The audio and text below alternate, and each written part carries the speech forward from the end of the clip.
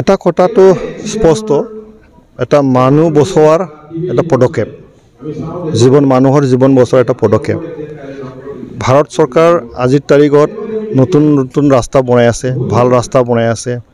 আমাৰ অসমতো ভাল ৰাস্তা হৈ আছে, আৰু ৰাস্তা হোৱাৰ লগে লগে গাড়ী ঘোঁৰা চলিব, ভালকৈ স্পীডত চলিব, তো লগে লগে এক্সিডেণ্টটো বেছি হৈ যায়। আৰু এক্সিডেণ্ট হোৱাৰ কাৰণটো হ'ল আমি কিছু নিয়ম নীতি আমি মানি নচলোঁ।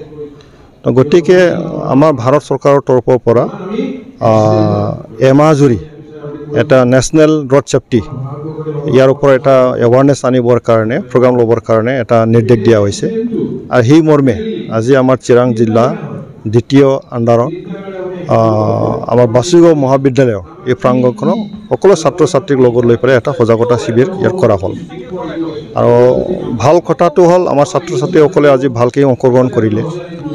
আৰু কথাটো হ'ল যে আমাৰ ভাৰতবৰ্ষ মানে 1,68,000কৈ প্ৰতিদিনে মৰি আছে। তো 3 মিনিটত এজন ব্যক্তি মৰি আছে। আৰু ইয়াৰ ভিতৰত ডাটাবিলাক যদি আমি চাওঁ যে 18ৰ পৰা 35 বছৰলৈকে যিটো আমাৰ প্ৰডাক্টিভ এজ, এই এজৰ ভিতৰতে মানুহে অনাহকত মৰিব লগা হৈছে। তো এইটো বচাব লাগে। তো গতিকে চৰকাৰে ইয়াৰ ওপৰত গুৰুত্ব দি পেলাই চবকে নিৰ্দেশ দিয়া হৈছে। আৰু ইয়াৰ যিটো এৱাৰনেছ কেম্পেইন চলি আছে, আৰু ইয়াৰ নিয়ম নীতি, ইয়াৰ ভিতৰত কি আছে, এইবিলাক আমাৰ ডিপাৰ্টমেণ্টেলি মানুহৰ মাজত গৈ ডিপাৰ্টমেণ্টেলিও আমি ইকুইপ হ'ব লাগিব, আৰু ৰাইজৰ মাজতো আমি যাব লাগিব। এতিয়া আমাৰ নিউ জেনেৰেশ্যন যিটো ছাত্ৰ ছাত্ৰী আছে, গতিকে বিদ্যালয়ে গৈ পেলাই এই কথাখিনি জনোৱাৰ এটা প্ৰক্ৰিয়া চলি আছে। তো ভাল এটা পদক্ষেপ।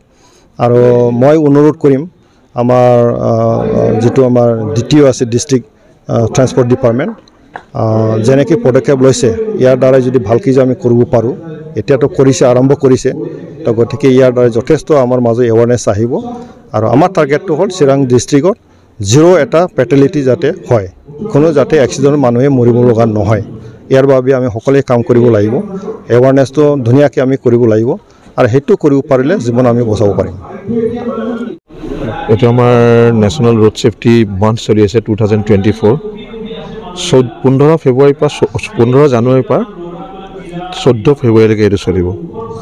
ইয়াৰ কাৰণে আমি বিভিন্ন কাৰ্যসূচী লৈছোঁ। বেলেগ বেলেগ ডিষ্ট্ৰিক্টৰ নিচিনাকৈ আমি চিৰাং ডিষ্ট্ৰিক্টতো এতিয়া আজি প্ৰথম এখন বাসুগাঁও কলেজত আমাৰ এইটো এটা ৰোড ছেফটি এৱাৰনেছ আৰম্ভ হৈছে।